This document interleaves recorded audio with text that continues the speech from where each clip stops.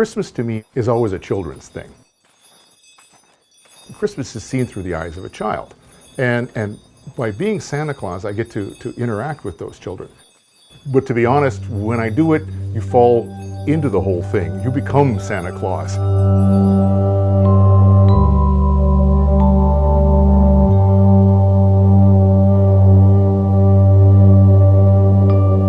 You have to become Santa with the little children because they'll spot a fake. I mean, kids like that, they'll know whether you're just putting them on. And it's not just the real beard, although that helps. But it's a lot of fun.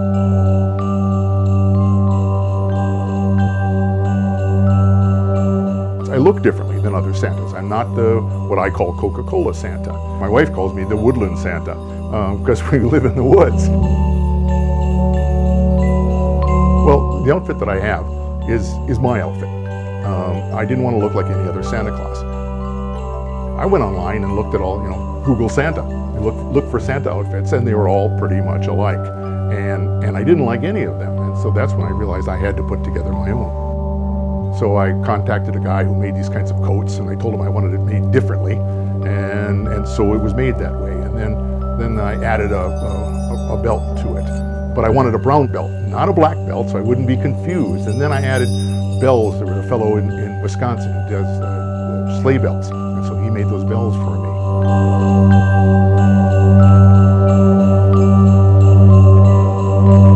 Each year, I try to make it a little bit different, but it's all me.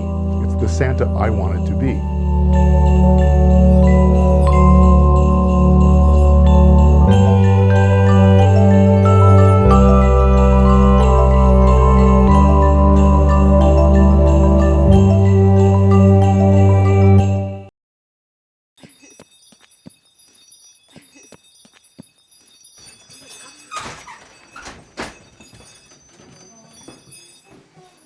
The way I do it, in the places that I do it, allow me to spend more time. It's not the mall Santa where it's grab a kid, take a picture, grab a kid, take a picture. I get to play with the children. I find out what their teacher's name is and what classes they like. And we do a lot of things before we ever get to what do you want for Christmas. And I shared my gloves with my friend Chelsea. Chelsea didn't have any gloves. Oh my, did you have another pair that you could wear to keep your hands warm? Okay. There are times when I almost tear up. There are times when I have teared up. You have to react sometimes to things when they ask you questions and, where's Rudolph? Or where are the reindeer? And I have to explain to them that the reindeer are up, in their stable getting ready for Christmas Eve. And that's the only time of the year that they can fly. They have to rest and eat and get well, because they can only fly one night a year. And and most of the kids will go, oh, I get it, okay. And at the end, I always try to, I do some Santa promises, and we touch one finger, and they have to promise to help out, because Christmas is a lot of extra work for everybody. And then we touch two fingers, and then I tell them this is a two-finger promise, it's twice as important.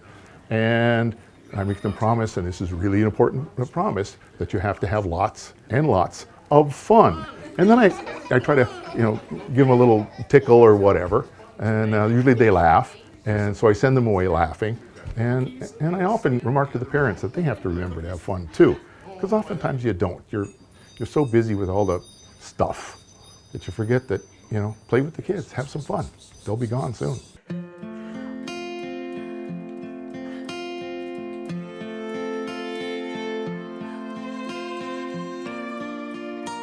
Santa's an idea, he's not a person. I symbolize him, but Santa is timeless. The whole idea of giving to others. Christmas is kind of the pinnacle of happiness. I mean, it's wishes fulfilled, and sometimes not fulfilled. And as I tell some of the kids, you don't always get everything you want, and that's not a bad thing, really, because then you got something to look forward to next year. It's the things you love to do and the people you love to do them with a young family, with young children, spending time with them, making those memories.